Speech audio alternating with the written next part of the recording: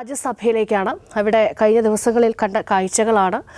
ഉപരാഷ്ട്രപതി ജഗ്ദീപ് ധൻഖറിനെതിരെ ഒരു ഇംപീച്ച്മെന്റിന് പ്രതിപക്ഷം നീക്കം നടത്തുകയാണ്. കഴിഞ്ഞ ദിവസം വളരെ പ്രകോപനപരമായാണ് ഉപരാഷ്ട്രപതി സംസാരിച്ചത്. ജയാ ബച്ചൻ എംപിയോട് അവരെ ചർച്ചയ്ക്ക് ക്ഷണിച്ചപ്പോൾ ജയ അമിതാഭ് ബച്ചൻ എന്ന് അവരെ സംബോധന ചെയ്യുകയുണ്ടായി. അതിൽ വലിയ അമർഷവും പ്രതിഷേധവും ഒക്കെ പ്രതിപക്ഷം ഒന്നടങ്കം സഭയിൽ രേഖപ്പെടുത്തുന്ന കാഴ്ചകളും കണ്ടു. ഈ ഇംപീച്ച്മെന്റ് എന്ന് പറയുന്നത് വളരെ ഈസി ആയിട്ടുള്ളൊരു സംഗതിയല്ല. വളരെ സങ്കീർണമായി കോംപ്ലിക്കേറ്റഡായ പല നടപടികളിലൂടെ കടന്നു പോകണം. എങ്കിൽ പോലും പ്രതിപക്ഷം ഈ ഒരു വിഷയത്തിൽ വളരെ ശക്തമായി തന്നെ പ്രതിഷേധിക്കുന്നുണ്ട്, അവരുടെ ഒരു ശക്തി കാട്ടുന്നുണ്ട്. അപ്പോൾ എങ്ങനെയാണ് ഈ ഇംപീച്ച്മെന്റിനുള്ള ഒരു ഇനീഷ്യേറ്റീവ് എടുക്കുന്നതിനെ നമ്മൾ എങ്ങനെ കാണണം? ഈ രേഷ്മ ജഗ്ദീപ് ധൻഖഡ് ചെയറിലിരിക്കുമ്പോൾ ഈ രാജ്യസഭയിലെ നടപടികൾ ശ്രദ്ധിച്ചാൽ മനസ്സിലാവും എന്തുകൊണ്ടാണ് ഇംപീച്ച്മെൻറ്റ് വരുന്നത് എന്നുള്ളത്.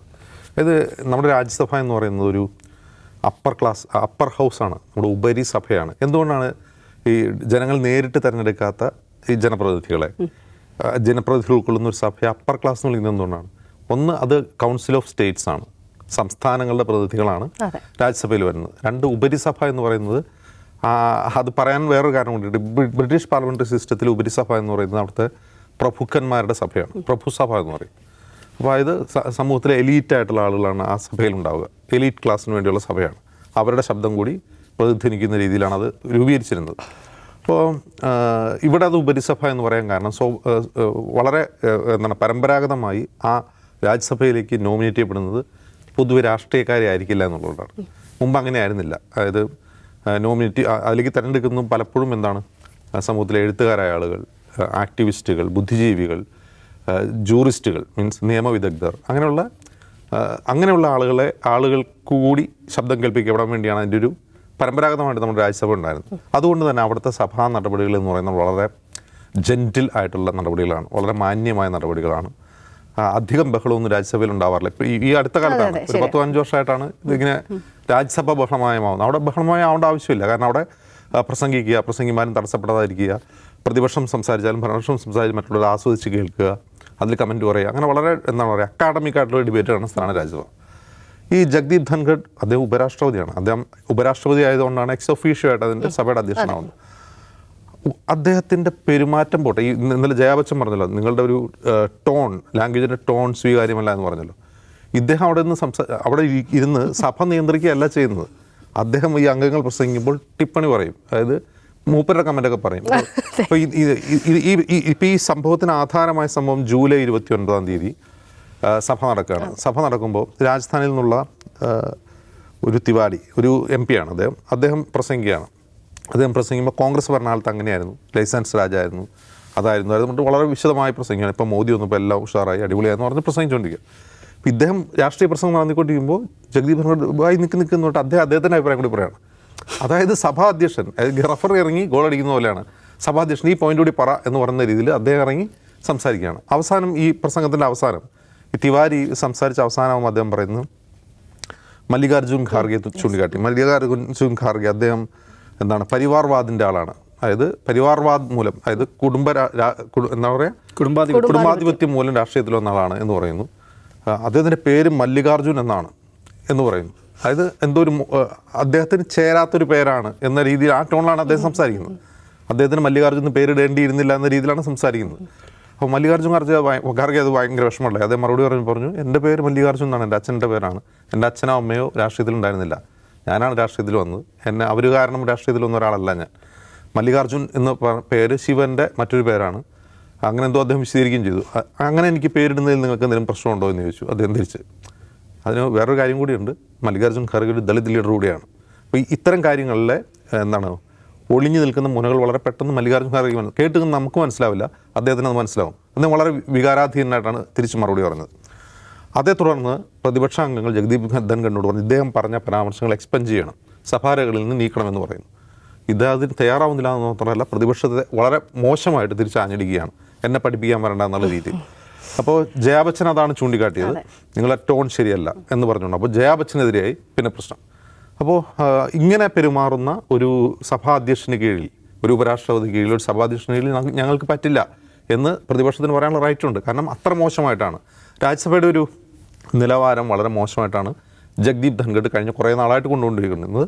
അത് ഇപ്പോഴെങ്കിലും പ്രതികരിക്കുന്നു. അത് പ്രതിപക്ഷം സ്ട്രോങ് ആയതുകൊണ്ട് കൂടിയാണ് അവർ പ്രതികരിക്കുന്നത്. മുമ്പും ഇതിലും മോശമായിട്ട് അദ്ദേഹം രാജ്യസഭയിൽ പെരുമാറിയ ഒരുപാട് അനുഭവങ്ങളുണ്ട്. അതിനൊരു രാഷ്ട്രീയ പ്രസംഗം, അദ്ദേഹം ചെയറിലിരുന്ന് രാഷ്ട്രീയ പ്രസംഗം തന്നെ നടത്തുകയാണ്. ഒരു ചെയർ ആ സഭ നിയന്ത്രിക്കുകയല്ലായിരുന്നു, അദ്ദേഹം തന്നെ രാഷ്ട്രീയ പ്രസംഗം നടത്തുകയാണ്. അദ്ദേഹം ആക്രോശിക്കുകയാണ് അങ്ങളുടെ നേരെ. അത് നമുക്ക് കണ്ടു നിൽക്കാൻ പറ്റില്ല. അദ്ദേഹത്തിൻ്റെ ബോഡി ലാംഗ്വേജ് വളരെ ക്രുദ്ധനായി കണ്ണൊക്കെ തുറപ്പിച്ചാണ് അദ്ദേഹം സംസാരിക്കുക പോലും ചെയ്യുക. ചിരിച്ച് വളരെ അപൂർവ അവസരങ്ങളിൽ അദ്ദേഹം ചിരിച്ചിട്ടുള്ളൂ. അതൊന്ന് ജോൺ ബിട്ടാസ് ഒരു പ്രസംഗം നടത്തിയപ്പോൾ അദ്ദേഹം ചിരിക്കുന്നത് ഞാൻ കണ്ടിട്ടുണ്ട്, ബിട്ടാസിൻ്റെ ഒരു പ്രസംഗത്തിൽ. അല്ലാതെ ഇത് ചിരിക്കുകയില്ല, വളരെ ക്രുദ്ധനായിട്ടാണ് ചെയറിലിരിക്കുന്നത്. അപ്പോൾ തീർച്ചയായിട്ടും അത് കണ്ടുകൊണ്ടിരിക്കാൻ അനുഭവിച്ച് മടുത്ത പ്രതിപക്ഷം എന്ത് ചെയ്യുന്നു? അത് ഇംപീച്ച്മെന്റ്. ജയറാം രമേശ് ചിരിച്ചു എന്ന് പറഞ്ഞിറങ്ങിപ്പോയിരുന്നു. അങ്ങനെ വളരെ ഇമ്മച്ചുവറായിട്ടുള്ള പ്രതികരണങ്ങൾ. ഇമ്മച്ചുവർ എന്നല്ല, അദ്ദേഹത്തിന് എന്തോ ഒരു പ്രശ്നമുണ്ട്. അദ്ദേഹം മുമ്പ് വെസ്റ്റ് ബംഗാൾ ഗവർണറായിരുന്നു, അന്ന് മമതാ ബാനർജിയുടെ നിരന്തര അടിയായിരുന്നു. അപ്പോൾ ഈ ഒരു പ്രശ്നം, അപ്പോൾ അത് സഹികെട്ട് പ്രതിപക്ഷം ചെയ്യുന്ന ഒരു പരിപാടിയാണ് ഇംപീച്ച്മെന്റ് മോഷൻ. അത് നടക്കോ ഇല്ലയോ എന്നും അറിയില്ല, അതിപ്പോഴും യാഥാർത്ഥ്യമായിട്ടില്ല, ആ മോഷൻ വന്നിട്ടില്ല. പക്ഷെ എങ്കിലും അങ്ങനെ പ്രഖ്യാപിക്കുന്നത് തന്നെ ജഗ്ദീപ് ധൻഖറിനുള്ള ഒരു പ്രതിഷേധമായിട്ട് തന്നെ കാണണം. തീർച്ചയായും നമ്മുടെ സ്വാതന്ത്ര്യത്തിന് ശേഷം അങ്ങനെ ഒരു ഇംപീച്ച്മെന്റ് ഒരു ഉപരാഷ്ട്രപതിക്കെതിരെ ഉണ്ടായിട്ടില്ല. അപ്പോൾ അത്ര സഹികെട്ടിട്ടാണ് ഇവരിത് ചെയ്തതെന്ന് മനസ്സിലാക്കുന്നത്. അവസരം ഇവിടെ ഈ ജയ അമിതാഭ് ബച്ചൻ എന്നാണ് വിളിക്കുന്നത്. അത് അവരെ വല്ലാതെ പ്രൊവോക്ക് ചെയ്യുന്നുണ്ട്. നേരത്തെയും അങ്ങനെ ഒരു സംബോധന ഉണ്ടായപ്പോൾ അവർ അതിനെതിരെ പ്രതികരിച്ചിട്ടുണ്ട്. ഇവിടെ ജയ ബച്ചൻ എന്ന് പറയുന്നത് ഒരു നടിയാണ്. അവർ 5ാമത്തെ ടേമിലാണ് പാർലമെന്റിൽ എത്തുന്നത്. അവർക്ക് അവരുടെ ഐഡന്റിറ്റി ഉണ്ട്. അപ്പോൾ അവരെ പ്രൊവോക്ക് ചെയ്യാൻ അങ്ങനെ ഇൻറ്റൻഷനലി അത് ഉപയോഗിക്കുകയാണ്.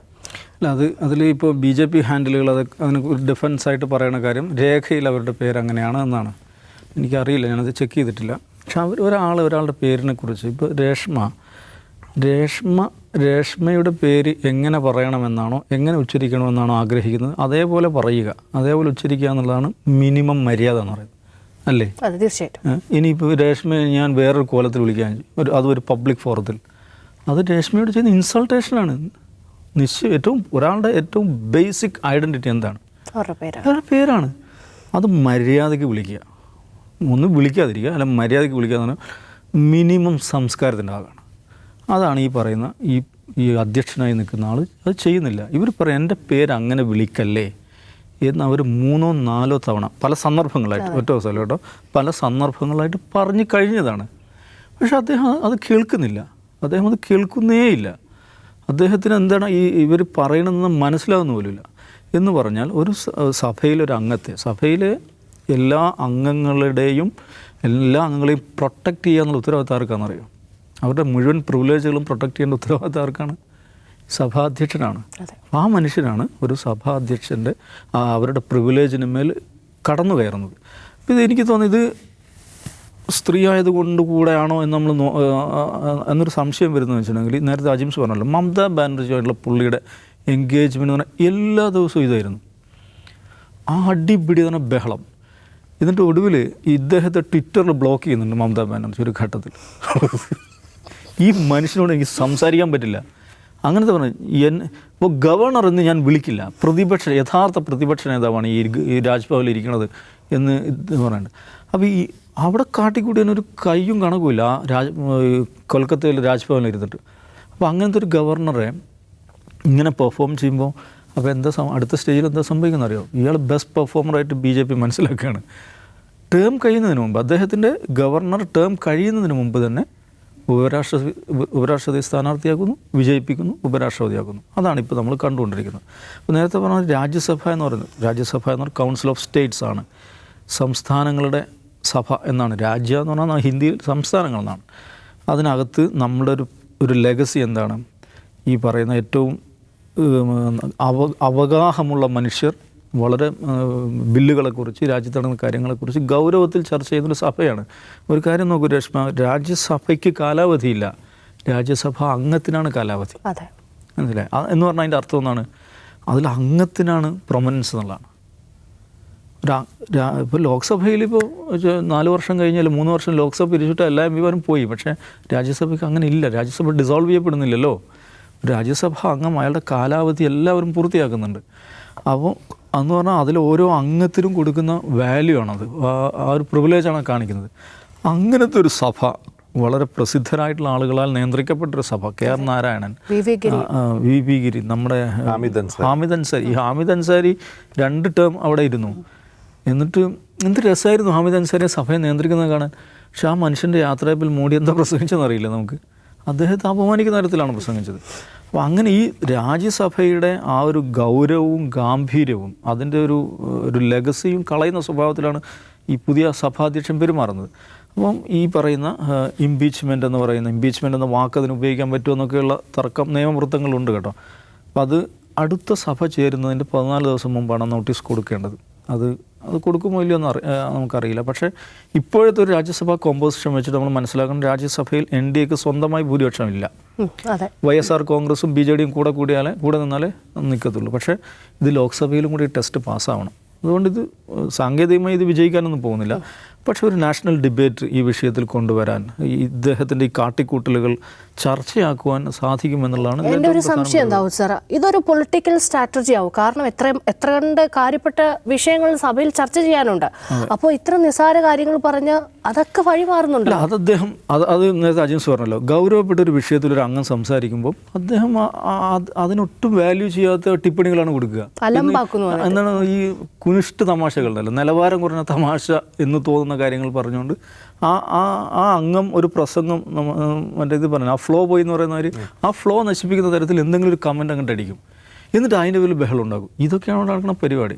അപ്പോൾ എനിക്ക് തോന്നുന്നത് ഇംപീച്ച്മെൻറ്റ് കഴിഞ്ഞ 10 വർഷമായിട്ടുള്ള ഒരു പ്രശ്നമെന്ന് വെച്ചാൽ പ്രതിപക്ഷത്തിൻ്റെ പാർലമെൻ്ററി ആക്ടിവിസവും സ്ട്രീറ്റ് ആക്ടിവിസവും രണ്ടും ഇല്ലാതായിപ്പോയ ഒരു സമയമായിരുന്നു.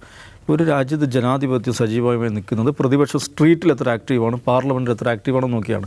അപ്പോൾ ആ ഒരു ഇതിലിങ്ങനെ പോകും. അതിന് ബ്രേക്ക് വരുന്നത് എപ്പോഴാണെന്ന് വെച്ചിട്ടുണ്ടെങ്കിൽ ഈ ജോഡോ യാത്ര വന്നതിന് ശേഷമാണ് പ്രതിപക്ഷം തെരുവിലുണ്ട് എന്നൊരു ഫീൽ ഉണ്ടാകുന്നത്. അതിനുശേഷം ലോക്സഭയിൽ അവിശ്വാസ പ്രമേയം വരുന്നു. അങ്ങനെയൊക്കെ ആയിട്ട് അത് വരികയാണ്.